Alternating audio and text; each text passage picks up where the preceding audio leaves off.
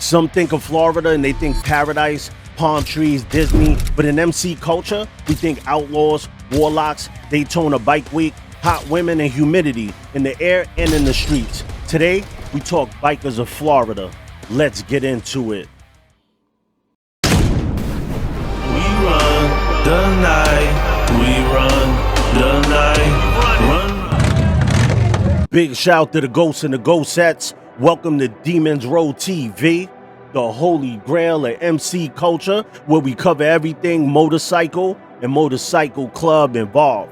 I'm Sos the Ghost. I'm your host for the evening. If you're from Florida, give me a pound Florida. In this video, we're going to talk motorcycle clubs, legendary bikers, Florida bike rallies, top 5 places to ride, and the independent scene. Let's start with the motorcycle clubs of Florida. Being a state that has hot weather year-round and starburst colored bikes everywhere you look, from the Outlaws and Black Pistons to unknown bikers to Outcasts, Chosen Few, Thunder Guards, Thug Riders. I got some of the most solid brothers I know out there. R.I.P. Trig, one of my greatest brothers. In any state we do this in, there's no way you can name every single club. Somebody will get left out, but shout to everybody out there. But let's start with the club that has a lot of history in Florida, the Outlaws MC. When you're talking about MC culture in the state of Florida, you have to mention the Outlaws MC. The Outlaws Motorcycle Club, known as the AOA, American Outlaws Association, is a 1% outlaw motorcycle club that was founded in McCook, Illinois in 1935.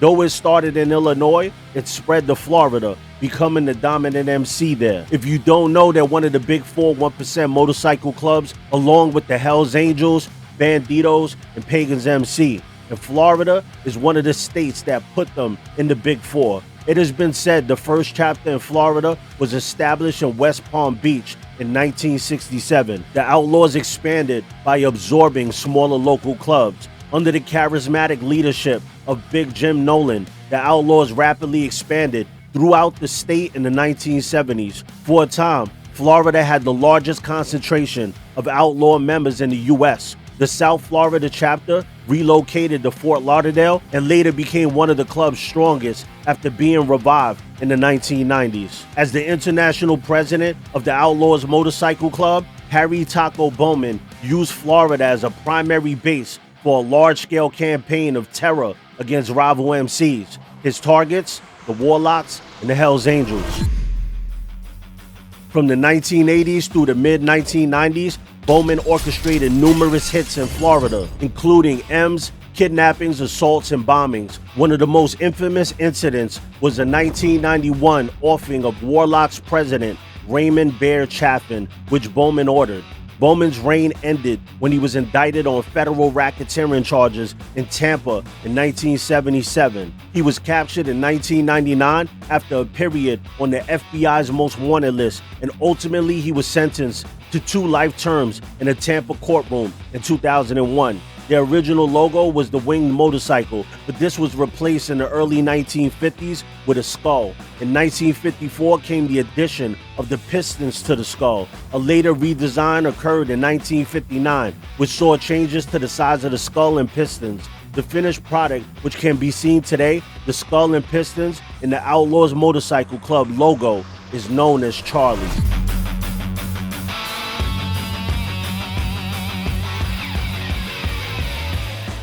Nowadays, the club faces challenges from other groups like the Pagans and the Mongols, which have also expanded in Florida. When big 1% clubs take over areas, it's always with support clubs doing a lot of the heavy lifting.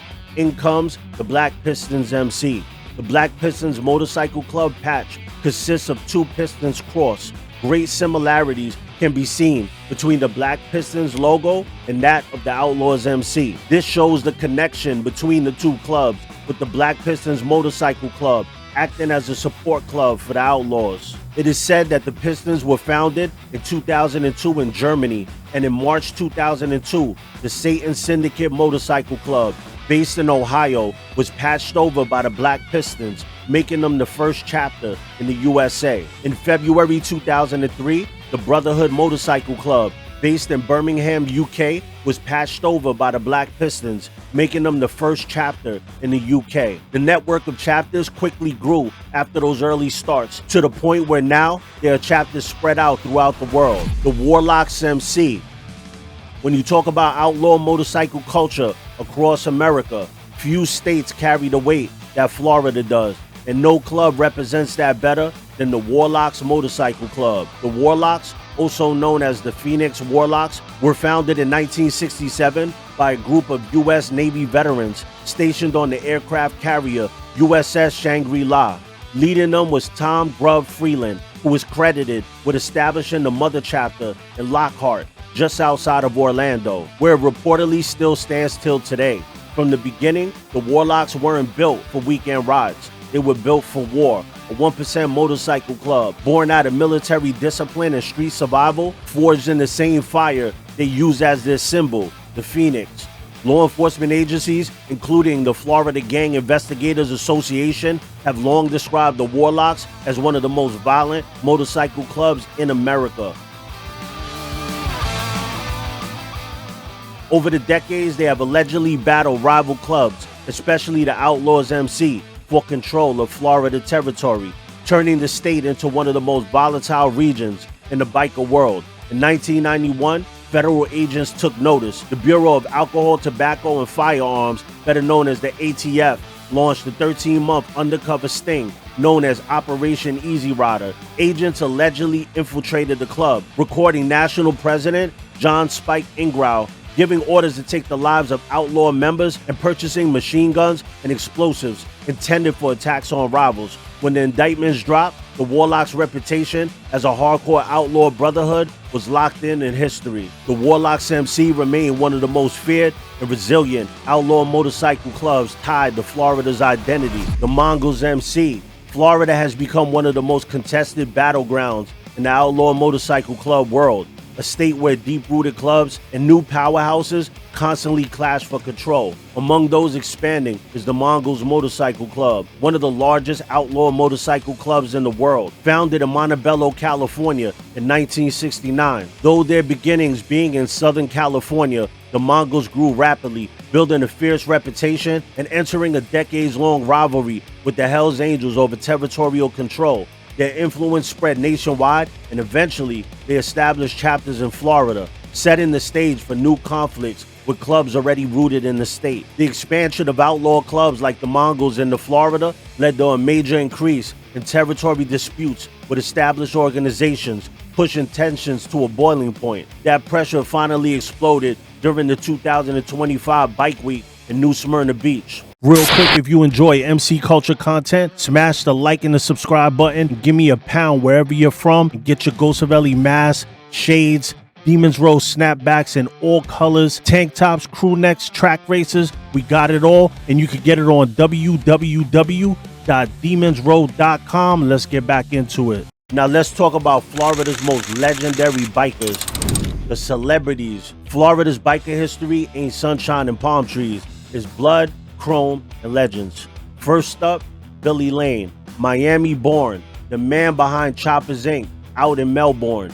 Billy wasn't just building bikes. Known for the Discovery Channel biker build-offs, one of the most legendary matchups ever was Billy Lane going one-on-one with Indian Larry, two icons of the chopper world going fork to fork in front of millions. Billy became known for his wild stretched out builds and those patented gun pegs that I own. Foot pegs cast straight from revolvers. Nobody else was doing that, but Billy's story ain't clean. In 2009, when he went to prison after a DUI crash that killed a man, he served his time and came back and picked the torch up again. Like him or not, Billy Lane is Florida biker royalty. Then you got Big Jim Nolan, and this is where it gets outlaw. Big Jim wasn't on TV, he wasn't on magazines, he was the man who founded and led the South Florida chapter of the Outlaws Motorcycle Club, a real deal 1%er, straight out of the life. Under his leadership, the Outlaws cemented Florida as their stronghold, and his name still carries weight when old school riders talk history. Big Jim represents the side of Florida biking that never needed a camera, just respect and power on the streets. Then there's Bessie Stringfield, the motorcycle queen of Miami, back in the 1930s and 40s, when being a black woman on a Harley was damn near unthinkable. Bessie was tossing a penny on a map and riding solo to wherever it landed. She rode across every state in the U.S., dodging racism, disrespect, and flat-out danger. During World War II, she served as a courier for the Army, riding cross-country delivering messages.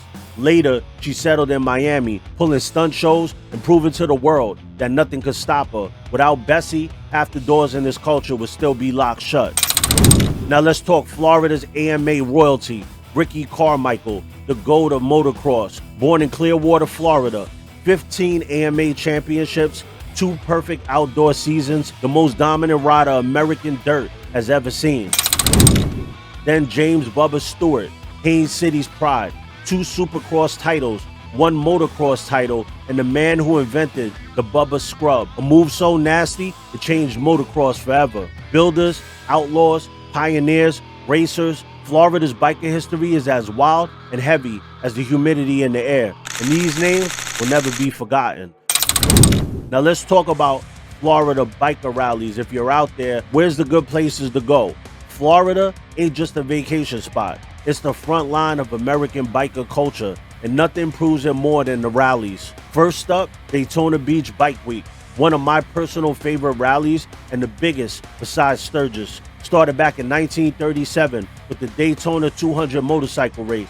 It grew into one of the biggest biker events on the planet. By the 70s and 80s, it wasn't just racing. It was 1% clubs staking turf, street fights on the sand, and thousands of riders turning Daytona into a war zone for respect.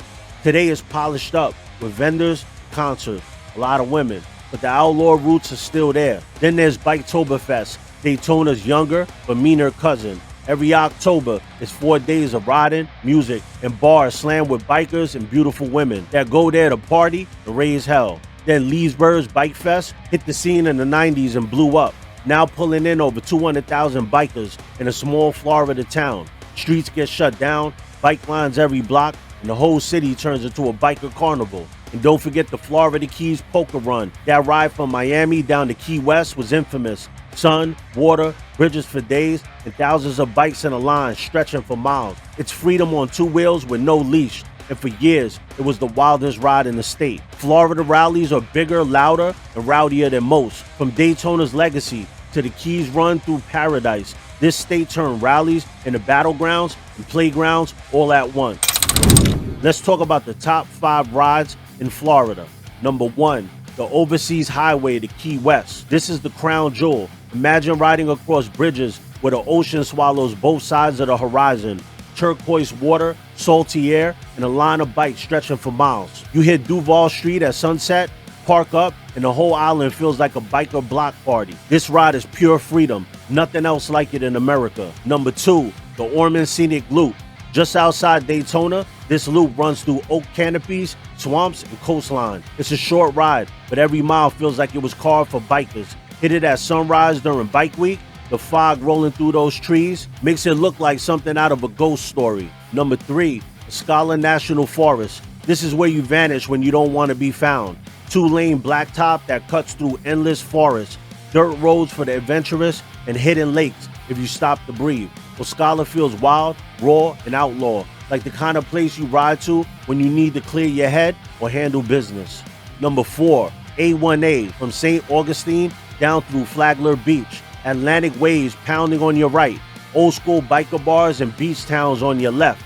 This run is straight cruising vibes, salt air hitting your face while you rip past the coast. If you want to feel Florida's mix of old America and biker culture in one stretch, this is it. Number 5, to Miami Trail, Route 41. Running straight through the Everglades, it's heat, swamp, and gators watching you from the banks. This road feels like it's daring you to open that throttle a little harder. You don't ride this one for pretty views, you ride it for grit. Number 5, 5 Road. 5 different ways to feel Florida on 2 wheels. From ocean bridges to swamp runs, this state was built for bikers bold enough to take it all in. Let's talk about Florida's independent biker scene. Not every biker in Florida wears a patch, and that's what makes the scene so raw. See, down in Florida, independence doesn't mean isolation. It means freedom with a pass. Some wore diamonds, some rode support, some just never wanted the politics that come with a bottom rocker. From Tampa to Miami to Jacksonville, the independent crowd built their own lane. Let me know in the comments where you're from. Have you rode any of these roads? And if you want your club to be featured when we hit another state, hit us at demonsrow@gmail.com. And thank you for tuning in to Demons Row TV, the holy grail of MC culture. Like, subscribe, and comment. And oh yeah, we ghosting, baby.